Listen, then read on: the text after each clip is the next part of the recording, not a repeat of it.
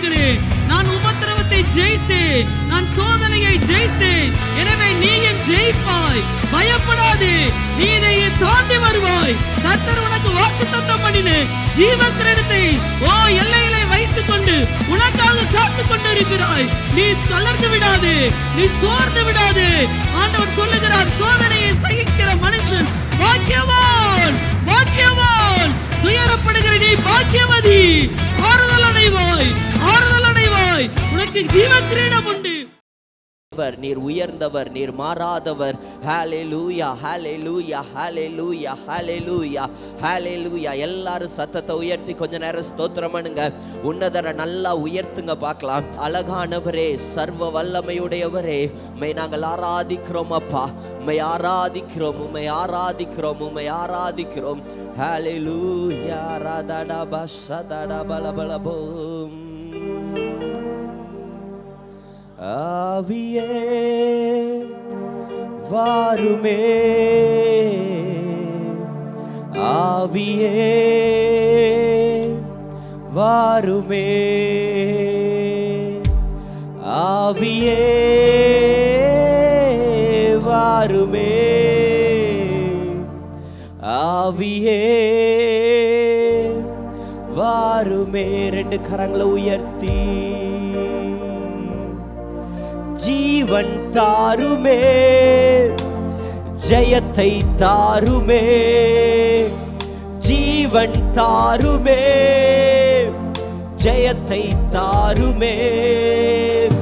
வல்லமை ஊற்றுமே, என்னை அனலாய் மாற்றுமே. ஆவியே வாருமே, ஆவியே சத்தமாய். ஆவியே வாருமே, ஆவியே வாருமே. மறுபடியும் ஜீவன் தாருமே, ஜீவன் தாருமே, ஜெயத்தை தாருமே, ஜீவன் தாருமே, ஜெயத்தை தாருமே. வல்லமை ஊற்றுமே, என்னை அனலாய் மாற்றுமே. ஆவியே வாருமே, ஆவியே வாருமே. கரங்களை அசைத்து ஒரு தேவ வல்லமை ஊற்றப்பட்டு கொண்டிருக்கிறது, ஒரு அக்கினி ஊற்றப்பட்டு கொண்டிருக்கிறது. எல்லா கட்டுகள் அவிழ்க்கப்படுகிறது இயேசுவின் நாமத்தில். சத்தத்தை உயர்த்தி ஆவியே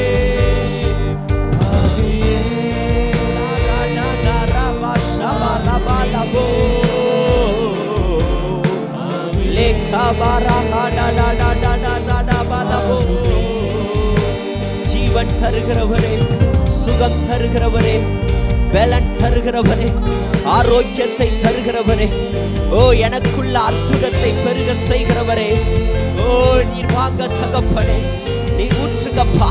உடைய வல்லமை ஊற்றப்படட்டும், ஒரு அக்கினி ஊற்றப்படட்டும்.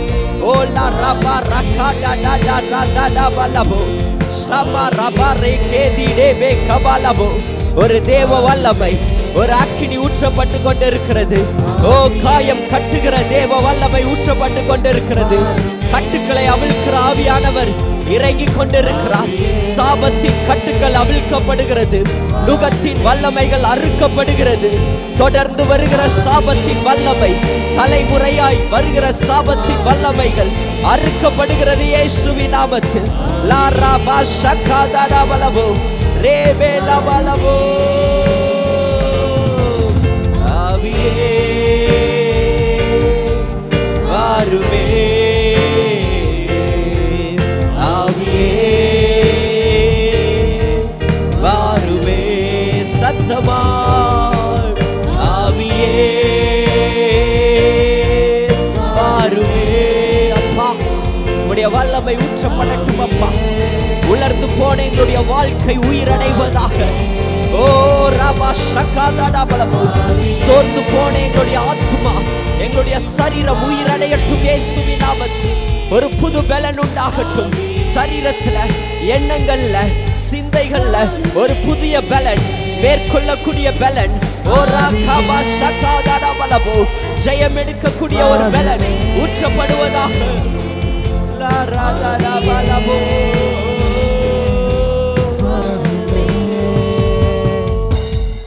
நல்ல கரங்களை தட்டி தேவனை மகிமைப்படுத்துவோமா. ஒரு உன்னத வல்லமை ஊற்றப்பட்டு கொண்டு இருக்கிறது. கர்த்தர் அநேகரை புதுப்பித்துக் கொண்டு இருக்கிறார். ஒரு புதிய ஆவி, ஒரு புதிய பலன், ஒரு புதிய வல்லமை ஊற்றப்பட்டு கொண்டு இருக்கிறது. லாபா ராகா தாடா பஷதாடா பலபோ லேகா மாராஹா டாடா லாதா டாபா ராகா தாடா பலபோ.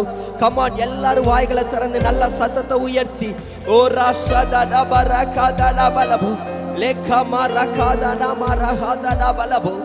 அநேகருடைய கண்ணீரை ஆவியானவர் துடைக்கிறார். அநேகர் ஆவியானவர் பலப்படுத்துகிறார். வேதம் சொல்லுகிறது, பலவீனத்தில் என்னுடைய பலன் பூரணமாய் விளங்கும். நீங்க பலவீனம் உள்ளவர்கள் தான். நீங்க நடந்து போய் கொண்டிருக்கிற சூழ்நிலை உங்களை பலவீனப்படுத்துகிறது. நீங்க சுத்தி பார்த்தா ஒரு இடத்துலயும் நீங்கள் பலவானாய் தெரியல. எல்லா இடத்துலயும் பலவீனம் உள்ளவர்களாய் உங்களுடைய கண்களுக்கு தெரிகிறது. ஆண்டவர் சொல்லுகிறார், பலவீனமான உன்னை நான் பலப்படுத்துற மகளே, உன்னுடைய பலவீனத்தை எல்லாம் நான் எடுத்து போட்டு உனக்குள்ள ஒரு புதிய பலன், உன்னுடைய சரீரத்துல ஒரு புதிய பலன், உன்னுடைய ஆவி ஆத்துமால ஒரு புதிய பலன், உன்னுடைய சிந்தையில ஒரு புதிய பலன். லாபா ராகா தாடா பலபோ. அநேக நேரம் மனிதர்களை பார்த்து நீ சோர்ந்து போயிருக்கிற. மனிதர்கள் என்ன குறித்து இது பேசுறாங்க, அதை சொல்றாங்க, என்னென்னமோ பேசுறாங்கன்னு. நான் செய்யற நன்மைகள் எல்லாம் மறைக்கப்பட்டு இருக்கிறது.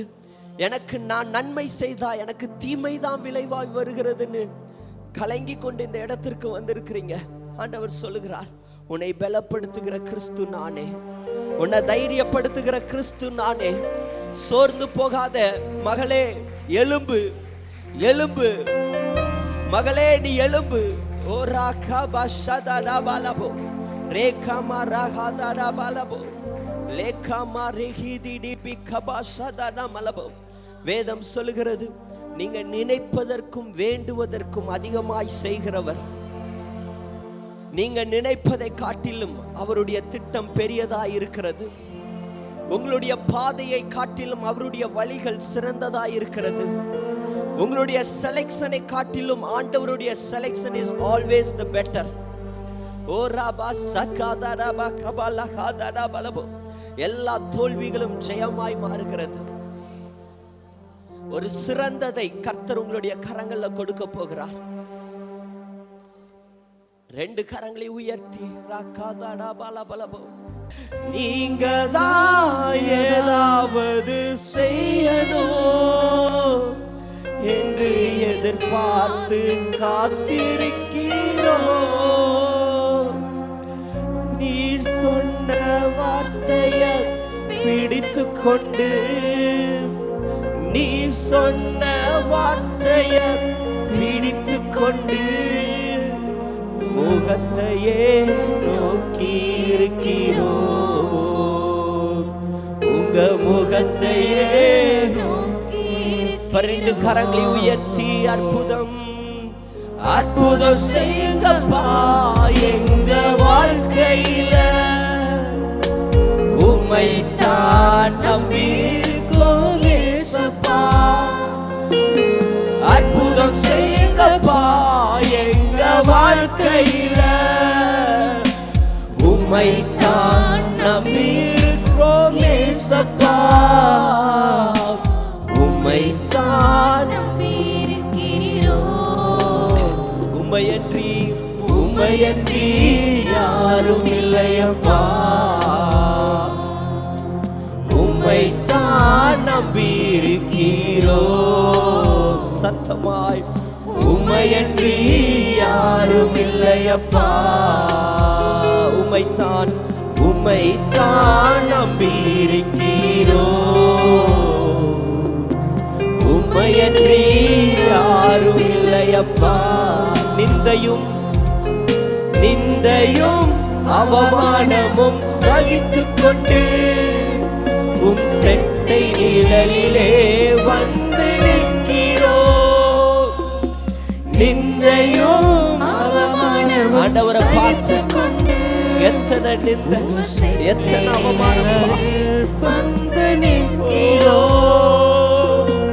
நிச்சயமாய் செய்வீர் என்ற நம்பிக்கையில், நிச்சயமாய் செய்வீர் என்ற நம்பிக்கையில் கரத்தையே நோக்கி இருக்கிறோம் அப்பா.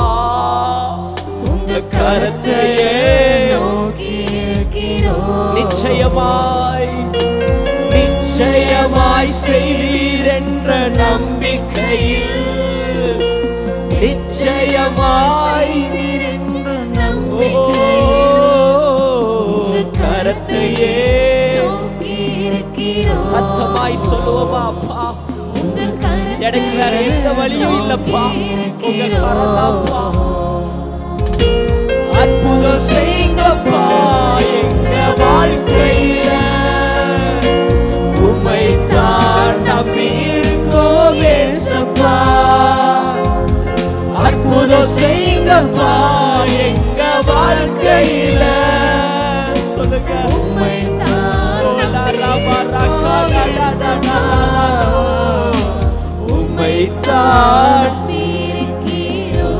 ரெண்டு கரங்களை அசைத்து, உம்மையன்றி யாரும் இல்லையப்பா.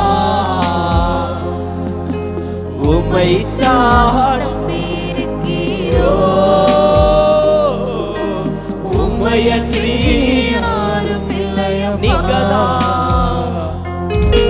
நீங்கதான் ஏதாவது செய்யணும், என் வாழ்க்கையில ஏதாவது செய்யப்பா. அற்புதத்துக்காக காத்துக்கிறோம்ப்பா. ஒரு அதிசயம் நடக்கட்டும்ப்பா, ஒரு ஆச்சரியமான காரியங்கள் நடக்கட்டும்.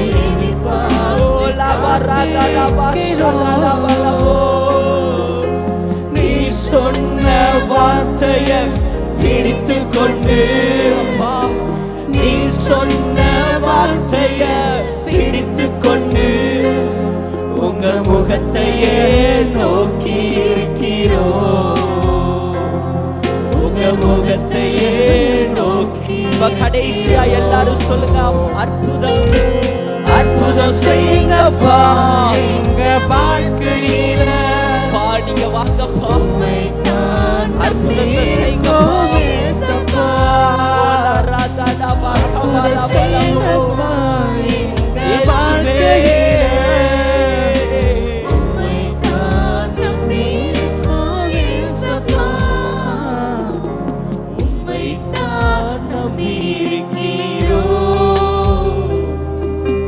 உம்மையன்றி யாரும் இல்லையப்பா.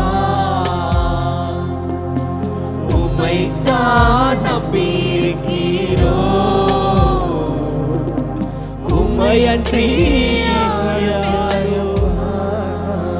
இல்லையப்பா.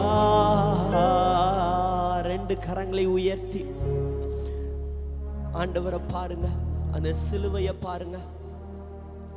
உங்களை மீட்டெடுப்பதற்காக தன்னுடைய ஜீவனையே இயேசு கொடுத்தார். உங்களுடைய பாவங்கள் சாபங்கள் எல்லாம் சிலுவையிலே மன்னிக்கப்பட்டது. உங்களை பரிசுத்தப்படுத்தி இருக்கிறார். உங்களுக்காக எனக்காக இயேசு அடிக்கப்பட்டார். அவர் செய்ய நினைத்தது தடைபடாது. அவர் செய்வதை தடுப்பவன் யார்? என் தேவன் உங்களுக்காக வைத்திருக்கிற திட்டம் நிறைவேறுவதை ஒருவராலும் தடுக்க முடியாது. அவர் உங்களை குறித்த நோக்கத்தை ஒருவராலும் தடுக்க முடியாது. அவர் செய்வதை தடுப்பவன் யார்?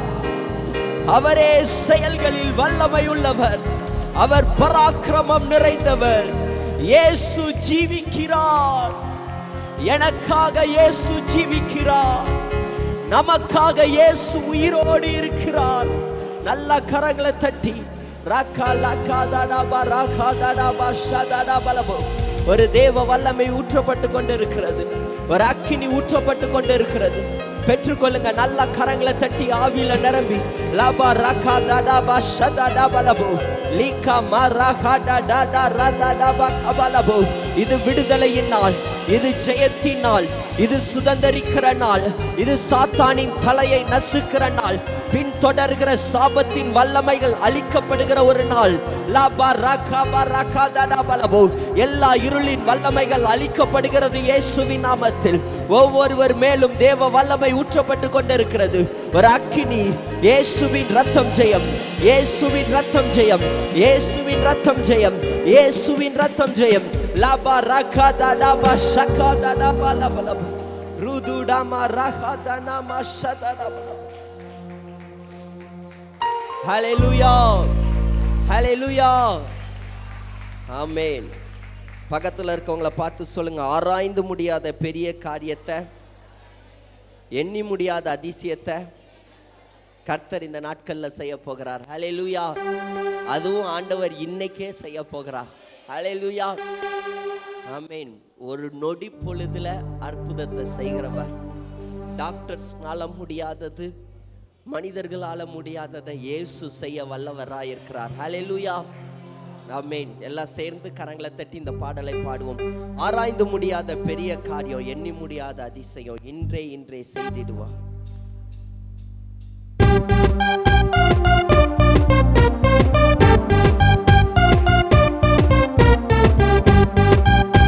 கரங்களை தட்டி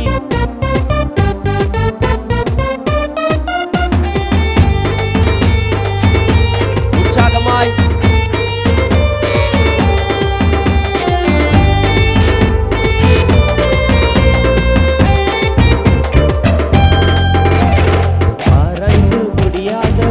பெரிய காரியம், எண்ணி முடியாத அதிசயம். ஆராய்ந்து முடியாத பெரிய காரியம், எண்ணி முடியாத அதிசயம். இதுவரை பார்க்காத அற்புதம், சிந்தைக்கு எட்டாத ஆச்சரியம். இதுவரை பார்க்காத அற்புதம், சிந்தைக்கு எட்டாத. தலைக்கு மேல மகிமையை விளங்க செய்கின்றார். இன்றே செய்திடுவார். நம் விசுவாசம் பெருக செய்திடுவார். இன்றே செய்கின்றார். நம் மகிமையை விளங்க செய்கின்றார். இன்றே செய்திடுவார். நம் விசுவாசம் பெருக செய்திடுவார். நல்ல கரங்களை தட்டி சொல்லுவோம். அதிசயத்தை கண்கள் காணச் செய்வார். தீராத வியாதிகளை சுத்தமாக்குவார்.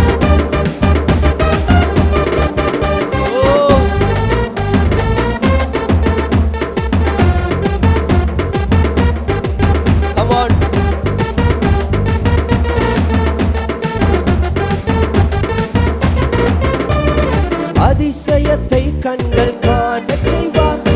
தீராத வியாதிகளை சுத்தமாக்குவார். அதிசயத்தை கண்கள் காணச் செய்வார். தீராத வியாதிகளை சுத்தமாக்குவார். நம்முடைய நோய்களை சுமந்து கொண்டார். நம்முடைய நோய்களை இயேசு அவருடைய தழும்புகளால் குணமாக்குவார். அவருடைய தழும்புகளால் குணமாக்குவார். நம் மகிமையை விளங்க செய்கின்றார். இன்றே செய்திடுவார். நம் விசுவாசம் பெருக செய்திடுவார். இன்றே செய்கின்றார். நம் மகிமையை விளங்க செய்கின்றார். இன்றே செய்திடுவார். நம் விசுவாசம் பெருக செய்திடுவார். நல்ல கைத்தட்டி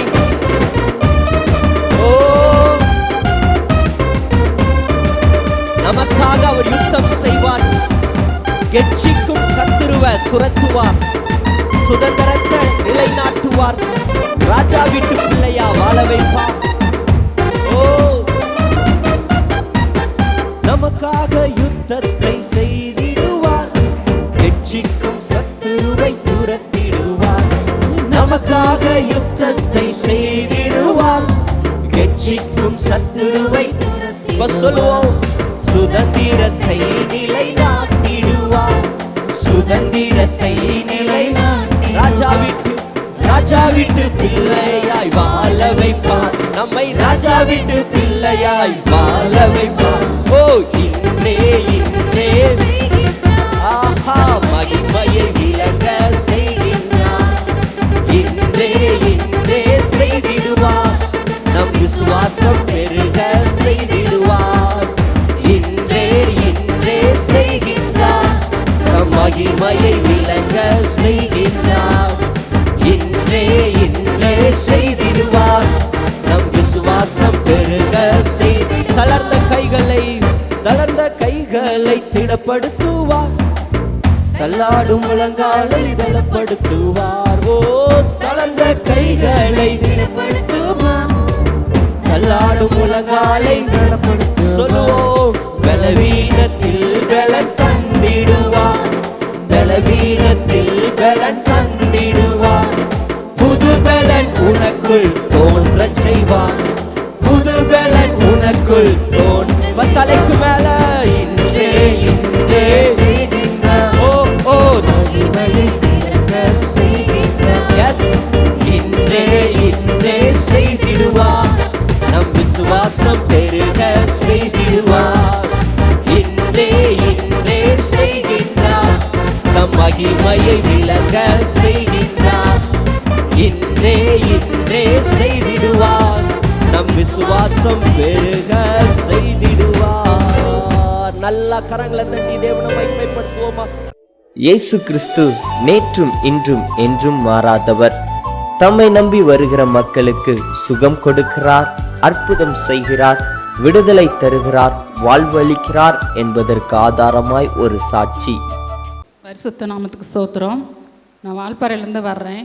இப்போ இங்கே வந்து இந்த கட்டவு கச்சபத்துக்கு வாங்கன்னு சொல்லி எங்கள் சகோதரர் வர சொன்னார்.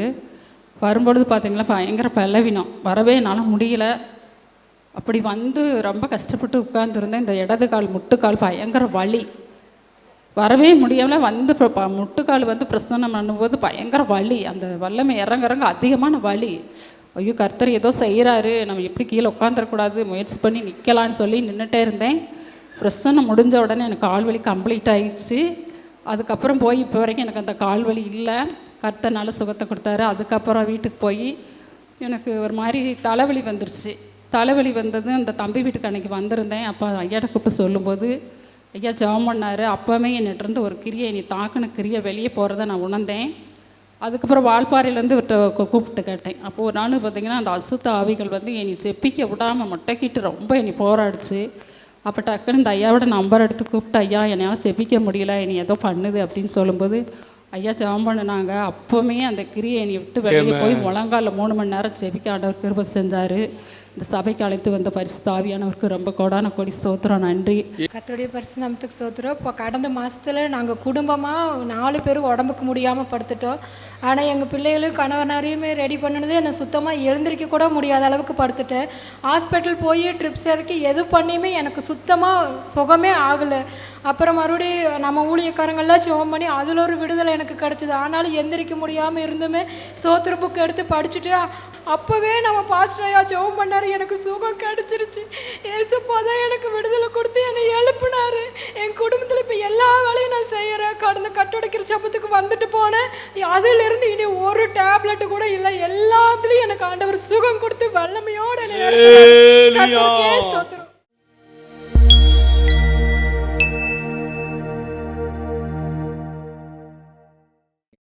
யாக்கோபு எழுதின புஸ்தகம் 1வது அதிகாரம் 12வது வசனத்தை நாம் வாசிக்க கேட்போம். சோதனையை சகிக்கிற மனுஷன் பாக்கியவான், அவன் உத்தமன் என்று விளங்கின பின்பு தேவன் தம்மிடத்தில் அன்பு கூறுகிறவர்களுக்கென்று வாக்குத்தத்தம் பண்ணப்பட்ட ஜீவ கிரீடத்தை பெறுவான். ஹல்லேலூயா. சோதனையை சகிக்கிற மனுஷன் பாக்கியவான். உண்மையாகவே எல்லா மனிதர்களும் சோதனையின் வழியாக கடந்து போவார்கள். ஆனால் அதை சகிக்க முடியாதபடிக்கு சிலர் தங்களை தாங்களே மாய்த்து கொள்வார்கள் அல்லது ஆண்டவரை விட்டு பின்வாங்கி போய்விடுவார்கள். ஆனால் இங்கே ஆண்டவர் சொல்லுகிறார், சோதனையை சகிக்கிற மனுஷன் பாக்கியவான். நான் கடந்த நாளிலே நியூஸ் வாசிக்கிறதான ஒரு சகோதரியுடைய பேட்டியை கேட்டேன். அவர்கள் சொன்னது இப்படிதான்: நான் 32 வருஷங்களுக்கு முன்பதாக என்னுடைய 2 வயது குழந்தையோடு கூட நான் தனியாக இந்த சென்னை பட்டணத்துக்கு வந்து இறங்கினேன். அப்பொழுது என்னை ஆதரிக்க அங்கே யாரும் இல்லை. நானாகவே அங்கே வீடு எடுத்து தங்கி நான் வேலை தேடினேன். இந்த நியூஸ் நிறுவனத்திலே எனக்கு வேலை கிடைத்தது. அப்பொழுது அங்கே இருந்தவர்களுக்குள்ளே நான் ஒருத்தை தான் பெண். எனவே அந்த நாட்கள் 32 வருஷத்துக்கு முன்பதாக ஆணாதிக்கம் உள்ள சமுதாயத்திலே நான் ஒரு பெண்ணாக இருக்கும்போது நான் எத்தனை இன்னல்களையோ அனுபவித்தேன். ஆனால் அதையெல்லாம் என்னுடைய வாழ்க்கையிலே ஒரு சவாலாக எடுத்துக்கொண்டு எப்படியாயிலும் சாதித்து விட வேண்டும் என்று சொல்லி முழு மூச்சோடு கூட பிரயாசப்பட்டேன். என்னுடைய டிகிரியை நானே முடித்து இன்றைக்கு அநேக விருதுகளை வாங்கி இன்று வரையிலும் இன்றைக்கு அதிக பிரபலமாக விருதுகளோடு கூட அந்த இடத்திலே என்னை நிலைப்படுத்தி வைத்திருக்கிறேன். ஒரு சாதனையை நான் படைத்திருக்கிறேன் என்று சொல்லி அதை பார்த்த உடனே நான் கொஞ்சம் யோசிக்க ஆரம்பித்தேன். அருமையான தேவனுடைய பிள்ளைகளே, அந்த மகளுக்கு எதிர்கால நம்பிக்கை கிடையாது. பரலோகம் நரகங்கிறது தெரியாது. ரட்சிப்பு கிடையாது. ஆற்றுவதற்கு தேற்றுவதற்கு வேத வசனம் இல்லை. தாங்கக்கூடிய ஊழியக்காரர்கள் இல்லை. ஆனாலும் வாழ்க்கையிலே சோதனையை சகிப்பார்கள். ஆனால் அருமையான தேவனுடைய மகளே, உனக்கு ஆண்டவர் ஒரு எதிர்கால நம்பிக்கையை வைத்திருக்கிறார். இந்த உலகம் நிரந்தரம் அல்ல. நான் உனக்கென்று பரலோகத்தை ஏற்படுத்தி வைத்திருக்கிறேன். நமக்கென்று ஒரு எதிர்கால நம்பிக்கை இருக்கிறது. மட்டுமல்ல, பாவ மன்னிப்பின் நிச்சயம் இருக்கிறது. ஆண்டவர் உன்னை தேடி வந்து ரட்சித்து இருக்கிறார். மட்டுமல்ல, அவர் தமது முத்திரையை போட்டு பரிசுத்தாவினாலே அபிஷேகம் பண்ணி இவள் பரலோகத்துக்கு உரியவள் என்று சொல்லி முத்திரை போட்டு இருக்கிறார். மட்டுமல்ல, நல்ல சபையை தந்திருக்கிறார். உங்களுக்கு ஜபத்திலே தாங்கக்கூடிய ஊழியக்காரர்களை தந்திருக்கிறார். அது மட்டுமல்ல, வேத வசனத்தை தந்திருக்கிறார். மட்டுமல்ல, பயப்படாதே சொல்லி வாக்குத்தத்தங்களை கொடுத்து அவ்வப்பொழுது தேற்றிக்கொண்டு இருக்கிற பரிசுத்த ஆவியானவர் வாக்குத்தத்தங்களை உங்களுக்கு உண்டு. இத்தனையும் கர்த்தர் கொடுத்திருக்கிறாரே. கரங்களை தட்டி கர்த்தரை ஸ்தோத்திரிப்போமா? ஹல்லேலூயா. இத்தனையும் நமக்கு கொடுத்திருந்தாலும் நாம் சோதனைகளை சகிப்பதில்லை. ஏன் எனக்கு வந்தது? எப்படி இந்த கஷ்டம் வரலாம்? எப்படி இந்த பாடுகள் வரலாம்? ஏன் என்று ஆண்டவரை முறுமுறுக்கிறோம் அல்லவா? இன்றைக்கு ஆண்டவர் உங்கள் பார்த்து தான் சொல்லுகிறார், சோதனையை சகிக்கிற மனுஷன் பாக்கியவான். ஹல்லேலூயா. பக்கத்தில் பார்த்து சொல்லுங்க, சோதனையை சகிக்கிற மனுஷன் பாக்கியவான். இந்த உலகத்தில் மற்ற மனுஷர்களெல்லாம் எத்தனை நம்மளாம் அந்த ஸ்தானத்துலலாம் என்ன செஞ்சுருப்போம்? அப்போவே ஏதாவது ஒரு பண்ணிட்டு செத்து போயிருப்போம். ஹல்லேலூயா. ஆனால் அந்த மகள் ஒரு ஆண்டவரை அறியாத மகளாக இருந்தால் எத்தனை தன்னுடைய வாழ்க்கையை சாதனையாக எடுத்துக்கொண்டு எத்தனை கஷ்டங்கள் அனுபவித்துருப்பாரு. ஹல்லேலூயா. அதுவும் பிள்ளையை கவனிக்க முடியவில்லைங்கிற ஒரு பாரம் எத்தனை அதிகமாக இருக்கும், அது தாயார்களுக்கு தான் தெரியும். ஹல்லேலூயா. அத்தனை துன்பங்களை மறந்து அவங்க வெளியே காட்டிக்காமல் சிரித்த முகத்தோடு இன்று வரைக்கும் விவாதங்கள் எல்லாம் நடத்திட்டு இருக்கிறாங்க. ஹல்லேலூயா. அப்படியானால் தேவனால் பிரகாசிக்கப்பட்ட நாம், தேவனால் தெரிந்து கொள்ளப்பட்ட நாம் எவ்வளவா இருக்க வேண்டும்? ஹல்லேலூயா. சோதனையானது என்ன செய்யுமாம்? அந்த யாக்கோபு 1:2-3 வாசியுங்கள். என் சகோதரரே, நீங்கள் பலவிதமான சோதனைகளில் அகப்படும் போது உங்கள் விசுவாசத்தின் பரீட்சையானது பொறுமையை உண்டாக்கும் என்று அறிந்து அதை மிகுந்த சந்தோஷமாக எண்ணுங்கள். ஆமென். சோதனையானது என்ன செய்யுமா? விசுவாசத்தின் பரீட்சை. சோதனைனா என்னது? மற்றவங்களுக்கு சோதனை, நமக்கு என்னது? விசுவாசத்தின் பரீட்சை. அதுக்கு பேர் சோதனை அல்ல, அதுக்கு பேர் என்னது? விசுவாசத்தின் பரீட்சை. அந்த விசுவாசத்தின் பரீட்சை நமக்கு என்ன செய்யுமாமா? பொறுமையை உண்டாக்கும். எனவே சோதனை விசுவாசத்தை உண்டாக்கும், விசுவாசத்தின் பரீட்சை பொறுமையை உண்டாக்கும். அடுத்து சொல்லப்பட்டிருக்க, கீழே வாசிங்க. நீங்கள் ஒன்றிலும் குறைவுள்ளவர்களாய் இராமல் பூர்ணராயும் நிறைவுள்ளவர்களாயும் இருக்கும்படி பொறுமையானது பூரண கிரியை செய்ய கடவது. ஆமென். அதனால நீங்க என்ன செய்யணும்? பொறுமையா இருக்கணும். பொறுமையானது உங்களுக்கு வருமானால் அந்த சோதனையிலே பொறுமையை கைக்கொள்வீர்களானால் ஆண்டவர் சொல்றாரு, ஒன்றிலும் குறைவில்லாமல் எல்லாவற்றிலும் நிறைவுள்ளவர்களாக மாறும்படி அந்த பொறுமை கிரியை செய்யணும். ஹல்லேலூயா. சோதனையானது விசுவாசத்தின் பரீட்சை. அந்த விசுவாசத்தில் நீங்கள் நிலைத்திருக்கும் போது அது என்ன செய்யுமாம்? பொறுமையை உண்டாக்கி தரும். அந்த பொறுமை உங்களை ஒன்றிலும் குறைவில்லாதபடிக்கு நிறைவுள்ளவர்களாக மாற்றுமாம். ஹல்லேலூயா. எனவே சோதனையிலே நாம் பொறுமையாக இருக்க வேண்டும். ஹல்லேலூயா. யோபு பொறுமையை குறித்து வாசித்தார் யோபு தான். ஹல்லேலூயா. எத்தனை சோதனையிலும் வேதம் சொல்கிறது, அவன் வாயால் பாவம் செய்யவில்லை. ஏன் என்று ஆண்டவரிடத்தில் கேட்கவே இல்லை. ஐயோ ஆண்டவரை, இப்படி என்னை படுத்துறியே, இப்படி என்னுடைய சரீரத்தில் வேதனை இருக்குது, இப்படி நான் வலியால் துடிக்கிறேனே ஆண்டவரே, என்னை காக்க மாட்டீங்களான்னு கத்தலை. அவர் நம்பிக்கையாய் வார்த்தை சொன்னார், நான் நிச்சயம் உயிரோடு இருந்து என் மீட்பரை நான் பார்ப்பேன். ஹல்லேலூயா. என் சொந்த கண்களால் அவரை காண்பேன், நான் உயிரோடு இருப்பேன் என்று சொல்லி அவர் நம்பிக்கையோடு வார்த்தையை சொன்னார். ஹல்லேலூயா. தேவனுடைய பிள்ளைகள் ஒரு காலும் முறுமுறுக்கக்கூடாது, ஒரு காலும் நாம் ஆண்டவருக்கு விரோதமாய் பேசக்கூடாது. நம்முடைய வாயை பொறுமையோடு காத்துக்கொள்ள வேண்டும். ஹல்லேலூயா. அதைத்தான் 1 பேதுரு எழுதின புஸ்தகம் 1வது அதிகாரம் 6-7 வசனங்களை வாசிக்கும் போது தேவன் இப்படியாய் சொல்லுகிறார். வாசியுங்கள். இதிலே நீங்கள் மிகவும் சந்தோஷப்படுகிறீர்கள் என்றாலும் துன்பப்பட வேண்டியது அவசியமானதால் இப்பொழுது கொஞ்ச காலம் பலவிதமான சோதனைகளினாலே சோதனைகளினாலே துக்கப்படுகிறீர்கள். அழிந்து போகிற பொன் அக்கினியினாலே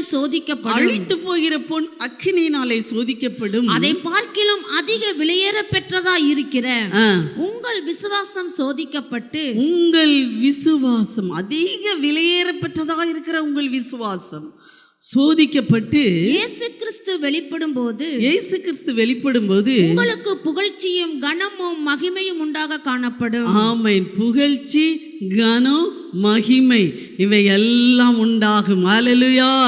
தேவன் வருகிற நாட்களிலே, தேவன் உங்களை வரவேற்க வருகிற நாட்களிலே உங்களுக்கு புகழ்ச்சி, கனம், மகிமை உண்டாகும். ஏன்? உங்கள் விசுவாசம் சோதிக்கப்பட்டு பொன்னாய் விளங்கினது. ஹல்லேலூயா. அப்படி ஆண்டவர் உங்கள் ஒவ்வொருவரையும் பார்த்து சொல்ல முடியுமா? ஆண்டவரே, நான் சோதிக்கப்படும் போது என் வாயினால் நான் பாவம் செய்யவில்லை, நான் ஆண்டவரை முறுமுறுக்கவில்லை, ஏன் எதற்கு என்று கேள்வி கேட்கவில்லை என்று சொல்லி நம்மால் சொல்ல முடியுமா? கர்த்தர் இன்றைக்கு நம்மளை பார்த்து சொல்லுகிறார், சோதனையை சகித்துக்கொள் மகளே, நான் உனக்கு ஜீவ கிரீடத்தை தர வைத்திருக்கிறேன். ஹல்லேலூயா. ஹல்லேலூயா. சோதனை யாரிடத்திலிருந்து வருகிறது என்று சொல்லி பார்ப்போமானால், சோதிக்கப்படுகிற எவனும் நான் தேவனால் சோதிக்கப்படுகிறேன் என்று சொல்லாதிருப்பானாக. தேவன் பொல்லாங்கினால் சோதிக்கப்படுகிறவர் அல்ல. ஒருவனையும் அவர் சோதிக்கிறவரும் அல்ல. அவனவன் தன் சுய இச்சையினாலே இழுக்கப்பட்டு சிக்குண்டு சோதிக்கப்படுகிறான். அருமையான தேவனுடைய பிள்ளைகளை, நம்ம உடனே என்ன சொல்லிடுவோம்? ஏதாவது ஒரு பிரச்சனை, வியாதி, கஷ்டம் வந்துட்டா, ஆண்டவரே ஏன் என்னை இப்படி சோதிக்கிற? ஆண்டவர் ஒருவரையும் சோதிக்க மாட்டார். ஹல்லேலூயா. அவர் யார்? நீதிமான்களை தான் ஆண்டவர் என்ன செய்கிறாராம்? சங்கீதக்காரன் சொல்லுகிறான் 11:5 என்று நினைக்கிறேன், நீதிமான்களை சோதித்து அறிகிறார். அந்த அளவுக்கு நம்ம நீதிமான்களாய் இன்னும் என்ன செய்யல, மாறலை. ஆனபடினாலே தேவன் நம்மளை சோதிக்கிறவர் அல்ல. ஆனால் நாமே என்ன செய்கிறோமா? தன் சுயத்தினால், சொந்த இச்சையினாலே சிக்குண்டு சோதிக்கப்படுகிறான். அப்படியானால் என்ன? பாவம், தேவன் கொடுக்கிற சோதனை பாவத்தினால் வராது. ஹல்லேலூயா. கடன் நான் வாங்கி வச்சுக்கிட்டு ஆண்டவரே சோதிக்கிறியேன்னு சொல்லக்கூடாது. கடன் பிரச்சனை தேவனால் வருகிறதல்ல, நீங்களா சிக்குண்டுகிட்டு இருக்கிறீங்க. ஹல்லேலூயா. அதே போல் பாவத்தின் சோதனை, ஐயோ எனக்கு பாவம் செய்யவே தோணுதே, ஐயோ சோதிக்கிறியே ஆண்டவரே, நான் குடிக்கக்கூடாதுன்னு நினைக்கிறேன், எல்லாரும் குடியாரனா பக்கத்தில் வந்து உட்கார்றாங்களே, ஆண்டவரே நீ சோதிக்கிறியே. கிடையாது, ஆண்டவர் சோதிக்க மாட்டார். பொல்லாங்கினால், பாவக்கிரியைகள்னால் தேவன் சோதிக்கிறவரே அல்ல. ஹல்லேலூயா.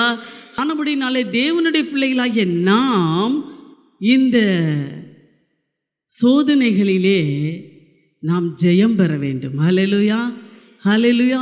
சோதனைகளை நாம் சகிக்க வேண்டும். சோதனைகள் தேவனிடத்திலிருந்து வந்ததாக நாம் ஒரு காலம் ஒருபோதும் சொல்லக்கூடாது. ஹல்லேலூயா. தேவன் பொல்லாங்கினால் சோதிக்கிறவர் அல்ல, பாவத்தினால் சோதிக்கிறவர் அல்ல, அல்லது அவர் பலவிதமான அந்த கடன் பிரச்சனை இன்னும் நாமே போய் சிக்குண்டு இருக்கிறோம். நாமே போய் ஐஸ் வாட்டரை ஃப்ரிட்ஜிலேருந்து எடுத்து குடிச்சிட்டு நல்லா சளி காய்ச்சல் வந்துட்டு ஆண்டவரே காய்ச்சலை வந்துட்டே ஐயோ சளி வந்துட்டேன்னு சொல்லக்கூடாது. அதுக்கு காரணம் யார் தான்? நாம் தான் சில சமயங்களில் பலவிதமான சோதனைகளை சிக்குண்டு என்ன செய்கிறோம்? அவதிப்படுகிறோம். ஆனால் தேவனிடத்திலிருந்து வருகிற சோதனை என்னன்னா உபாகமம் எழுதுகிற புஸ்தகம் 8வது அதிகாரம் 2வது வசனத்தை வாசிக்க கேட்போம்.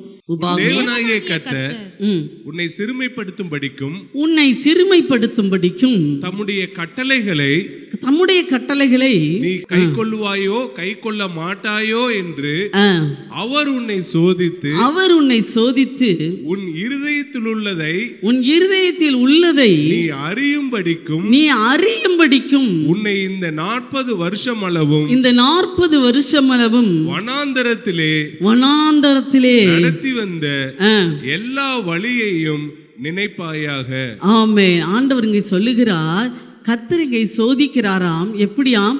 உன் இருதயத்தில் உள்ளதை அறியும்படிக்கு தேவன் சோதிக்கிறார். ஹல்லேலூயா.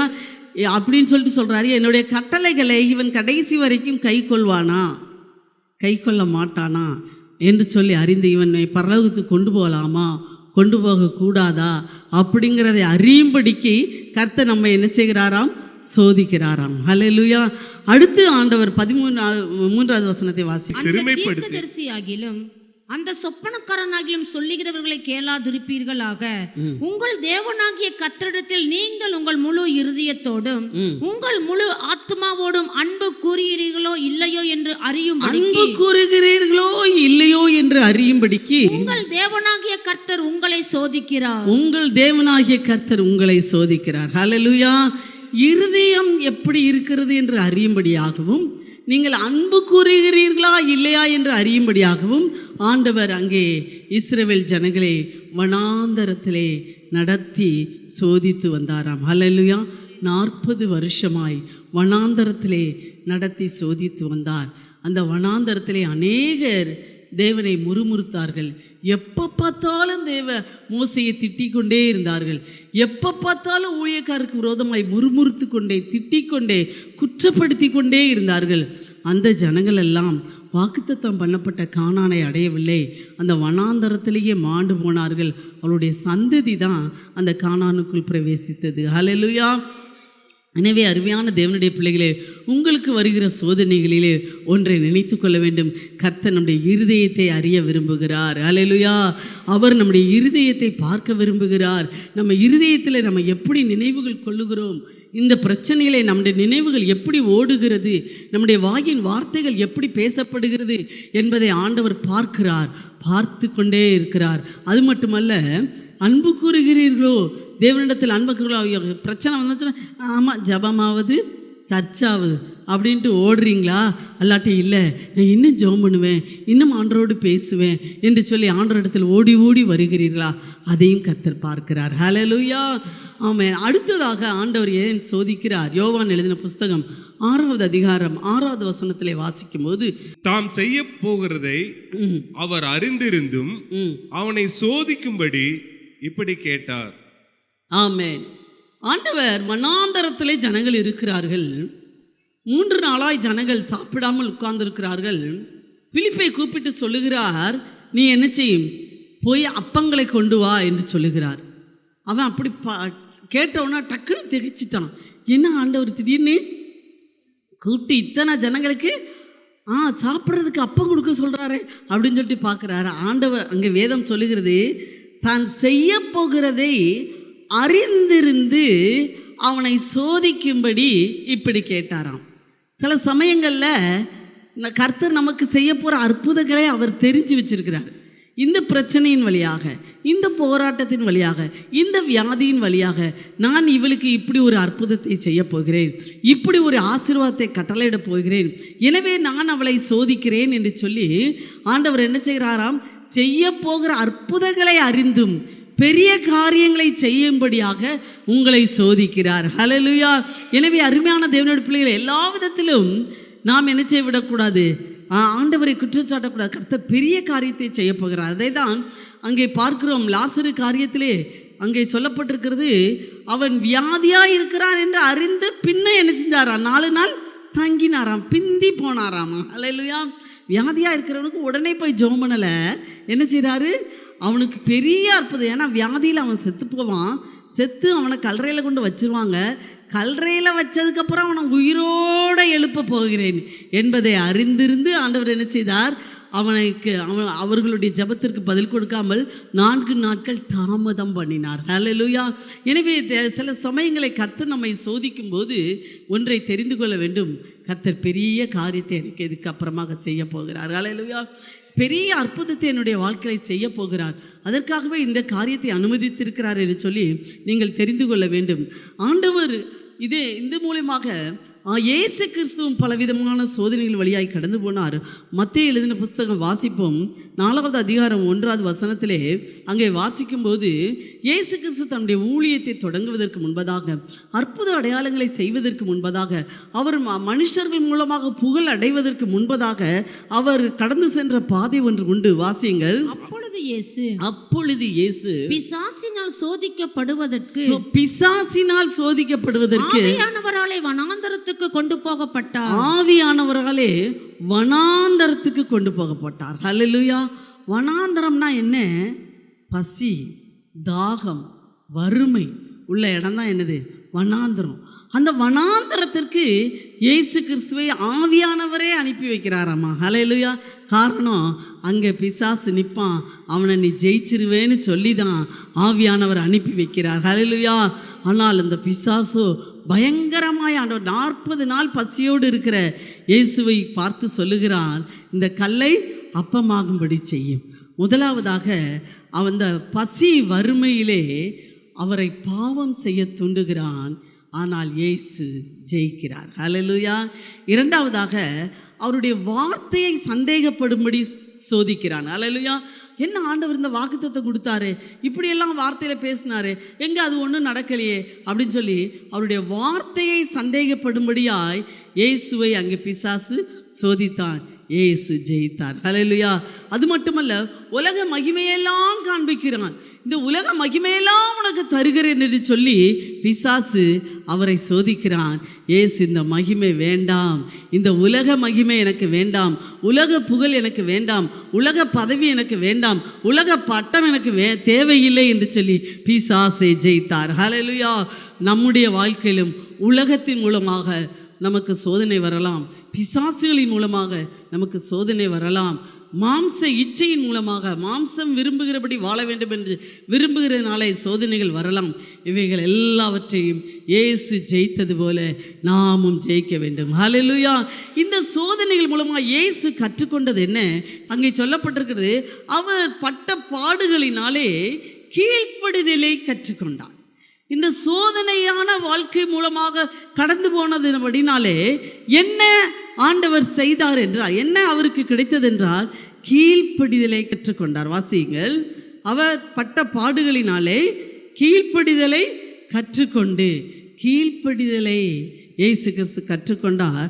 அடுத்ததாக எபிரேயர் எழுதின புஸ்தகம் 4வது அதிகாரம் 15வது வசனத்தை வாசிக்கும் போது, நம்முடைய பலவீனங்களை குறித்து பரிதபிக்க கூடாது, நம்முடைய பலவீனங்களை குறித்து பரிதபிக்க கூடாது, பிரதான ஆசாரியர் நமக்கு இராமல், பிரதான ஆசாரியர் நமக்கு இராமல், எல்லா விதத்திலும்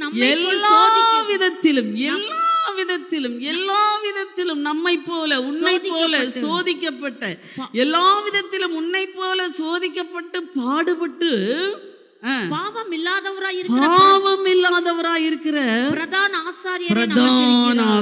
ஹல்லேலூயா. கீழ்ப்படிதலை கற்றுக்கொண்டார். இரண்டாவதாக பிரதான ஆசாரியராக்கப்பட்டார். ஹல்லேலூயா. பட்ட பாடுகளினாலே உபத்திரவத்தினாலே எல்லா விதத்திலும் சோதிக்கப்பட்டபடினாலே அவர் பிரதான ஆசாரியராயிருக்கிறார். பிரதான ஆசாரியர் என்ன செய்கிறார்? உன்னுடைய பலவீனங்களை குறித்து பரிதபித்து கொண்டிருக்கிறார். ஹல்லேலூயா.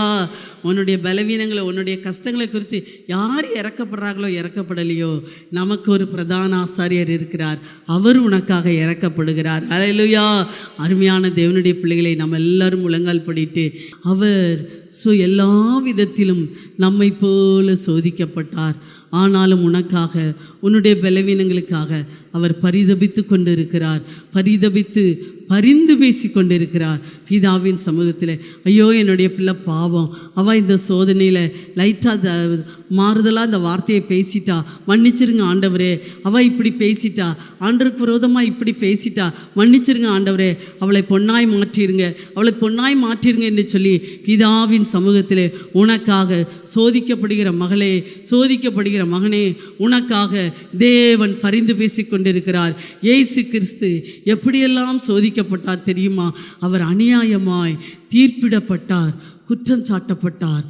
இயேசு நீ போன அந்த வழியிலே அவரும் போனார். அது மட்டுமல்ல, வேதம் சொல்லுகிறது, கெத்செமனேயில் துக்கம் நிறைந்தவரும் எல்லாருடைய பாடுகளை அனுபவித்தவராய், அவர் எல்லா பாவங்களையும் சுமந்தவராய், துக்கம் நிறைந்தவராய், இரத்த வேர்வை உனக்காக எனக்காக என் இயேசு சிந்தினார். மட்டுமல்ல, அவர் முள்முடி சூட்டப்பட்டார். மட்டுமல்ல, அவர் காரி துப்பப்பட்டார். மட்டுமல்ல, அவருடைய வஸ்திரங்கள் எல்லாவற்றையும் உரிந்து கொண்டார்கள். மட்டுமல்ல, உரிந்து கொண்டு அவர் மேலே பாரமான அந்த சிலுவையை தோளிலே சுமத்தினார்கள். சுமத்தி கொண்டே வாரினாலே அடித்து கொண்டே இருந்தார்கள். ஆணிகளால அவர் கடாவப்பட்டார். கல்லர்கள் மத்தியிலே குற்றவாளியைப் போல அவரை சிலுவை மரத்தில் அறைந்தார்கள். தனது பொறுப்பை தாயாரிடமும் யோவானிடமும் ஒப்படைத்தார். மட்டுமல்ல, அவருடைய வேதனையினால என் தேவனே, என் தேவனே, ஏனே என்னை கைவிட்டீர் என்று இயேசு அன்றைக்கு பிதாவை நோக்கி கதறினார். இன்றைக்கும் அருமையான மகளே, ஏன் ஆண்டவர் என்னை கைவிட்டாரோ, ஆண்டவர் என் ஜெபத்தை கேட்கலையோ என்று நினைக்கிறாதே. நீ இந்த சோதனையை தாண்டி வருவாய், நீ இந்த சோதனையை ஜெயிப்பார். இயேசு கிறிஸ்து இத்தனை 12, 13 விதமான அந்த பாடுகளையும் ஜெயித்தார். 3ஆம் நாளிலே மரணத்தையும் பாதாளத்தையும் ஜெயித்து உயிரோடு கூட எழுந்தினார். எனவே அருமையான மகளே, உன்னை பார்த்து ஆண்டவர் சொல்லுகிறார், உலகத்திலே உபத்திரவம் உண்டு மகளே, நான் மரித்தேன், ஆனாலும் இதோ சதா காலங்களில் உயிரோடு இருக்கிறேன். நான் உபத்திரவத்தை ஜெயித்தேன், நான் சோதனையை ஜெயித்தேன். எனவே நீயும் ஜெயிப்பாய், பயப்படாதே, நீ இதை தாண்டி வருவாய். கர்த்தர் உனக்கு வாக்குத்தத்தம் பண்ணின ஜீவ கிரீடத்தை எல்லையிலே வைத்துக் கொண்டு உனக்காக காத்து கொண்டு இருக்கிறாய். நீ தளர்ந்து விடாதே, நீ சோர்ந்து விடாதே. ஆண்டவர் சொல்லுகிறார், சோதனையை சகிக்கிற மனுஷன் பாக்கியவான், பாக்கியவான். துயரப்படுகிற நீ பாக்கியவதி, ஆறுதல் அடைவாய், ஆறுதல் அடைவாய். உனக்கு ஜீவ கிரீடம் உண்டு, உனக்கு பொற்கிரீடம் உண்டு, உனக்கு நீதியின் கிரீடம் உண்டு, உனக்கு வாடாத கிரீடம் உண்டு. கர்த்தர் வைத்துக் கொண்டு காத்து கொண்டு இருக்கிறார். நம்ம எல்லாரும் ஆண்டவரை பார்த்து, என்னை ஜெயிக்க உதவி செய்யும் ஆண்டவரே, நீர் ஜெயித்தது போல நானும் ஜெயிப்பேன் ஆண்டவரே. இந்த சோதனையை நான் ஜெயிப்பேன், இந்த சோதனையில் என்ன ஜெயிப்பேன். எனக்கு உயிர் மீட்சி உண்டாகும், எனக்கு உயிர் மீட்சி உண்டாகும். என் நரம்புகள் எலும்புகள் உயிரடையும், உயிரடையும். வாயை திறந்து சொல்லுங்க, என் பலனடைவே, நான் பலனடைந்து கழுகுகளை போல உயர எழும்புவேன். ராபா தாராலா ராபாது. கர்த்தருடைய வல்லமை இறங்கி கொண்டு இருக்கிறது, கர்த்தருடைய மகிமை இறங்கி கொண்டு இருக்கிறது, கர்த்தருடைய வல்லமை இறங்கி கொண்டு இருக்கிறது, கர்த்தருடைய மகிமை இறங்கி கொண்டு இருக்கிறது. நீ பலனடை மகளே, நீ பலனடை மகளே, நீ பலனடை மகளே, நீ பலனடை மகளே. சோதனையை சகித்துக்கொள், அதற்கு பின்பதாக மகிமை உண்டு, அதற்கு பின்பதாக உன்னுடைய கீழ்ப்படுதலை அறிந்து மேன்மையாக்க போகிறார். ராபாலாரா காதாராலா ராபா சந்தரா தாராலா. அன்பார்ந்தவர்களே, ஒவ்வொரு ஞாயிற்றுக்கிழமையும் ஏராளமான ஜனங்கள் நமது ஆலயத்திற்கு வந்து விடுதலை, சுகம், ஆசிர்வாதம் மற்றும் சமாதானம் பெற்று செல்கின்றனர். நமது சபையின் ஆராதனை நேரங்கள்: ஒவ்வொரு ஞாயிற்றுக்கிழமை தோறும் முதலாம் ஆராதனை அதிகாலை 5 மணிக்கும், 2ஆம் ஆராதனை காலை 7 மணிக்கும், 3ஆம் ஆராதனை காலை 9 மணிக்கும், 4ஆம் ஆராதனை மாலை 6:30 மணிக்கும் நடைபெறும். முதல் 3 ஆராதனைகளையும் நீங்கள் நேரடியாக சபையின் யூடியூப் வலைதளத்தில் உள்ள IPHH கிணத்துக்கடவு சேனலில் உலகத்தின் அனைத்து பகுதிகளிலும் இருந்து பார்த்து பயனடையலாம்.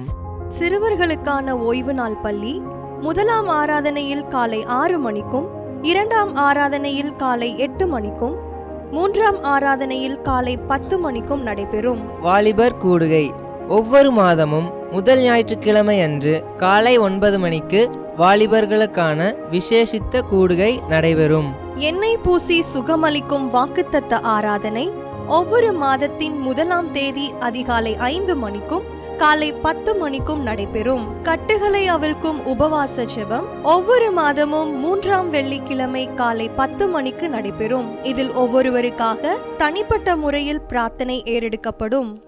விடுதலை உபவாச ஜெபம் ஒவ்வொரு மாதமும் கடைசி சனிக்கிழமை அன்று காலை 10 மணிக்கு நம் தேசத்திற்காக பாரத்தோடு ஜெபங்கள் ஏறெடுக்கப்படும்.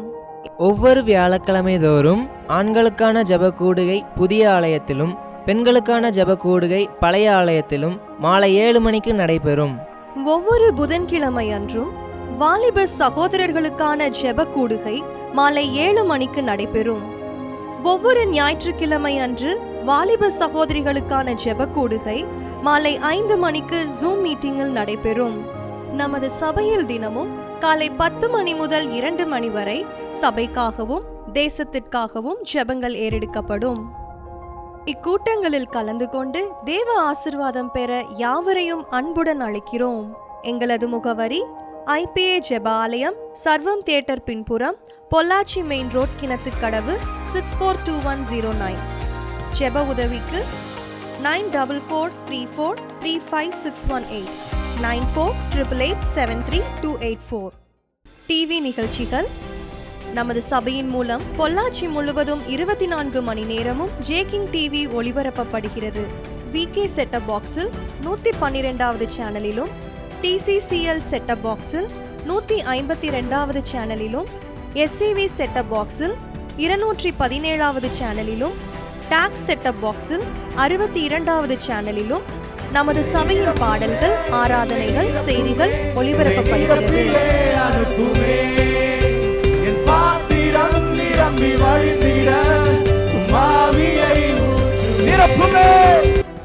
தமிழ்நாடு முழுவதும் பைபிள் டிவியில் தினமும் மாலை 6:30 மணிக்கும், பெனியல் டிவியில் தினமும் காலை 7:30 மணிக்கும் நமது சபையின் நிகழ்ச்சிகள் ஒளிபரப்பப்படுகிறது. இந்த டிவி ஊழியங்களின் மூலம் ஆயிரக்கணக்கான ஜனங்கள் ஆசிர்வதிக்கப்பட ஜெபித்துக் கொள்ளுங்கள்.